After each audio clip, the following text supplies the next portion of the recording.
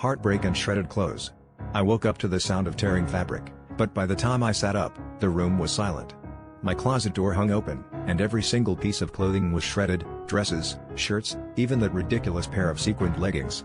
On the dresser, a note and lipstick: "You broke my heart, so I broke your wardrobe. P.S. Check the pet cam." My hands shook as I grabbed my phone, panic and rage mixing in my chest. I wasn't even sure which heartbreak she meant this time.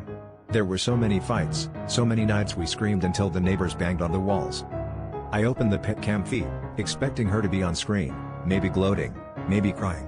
Instead, I saw her tossing armfuls of my clothes onto the floor, slashing them with the same kitchen knife she once used to cut wedding cake at her sister's reception. I watched her scream at the empty air, "Was she worth it?" over and over, her voice cracking. My heart dropped when she yanked open the bottom drawer, where I always hid the spare key and the letters from my ex. She must have found them.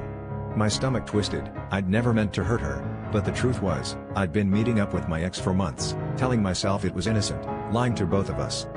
Suddenly, on the feed, the front door slammed. She was gone. I called her phone, but it went straight to voicemail. My mind raced through every fight, every accusation she'd thrown at me that I'd brushed off as jealousy. I kept thinking about the way she'd cried last week when she found the lipstick stain on my collar, and I swore it was nothing. But it was always something with me. I looked around at the carnage, realizing she'd left my favorite jacket untouched, the one she bought me last Christmas. She knew exactly where to cut deepest. I sat down hard on the bed, surrounded by ruined fabric and old lies. Part of me wanted to be angry, but mostly I just felt empty. I had always blamed her for the drama, for the jealousy, for the constant suspicion.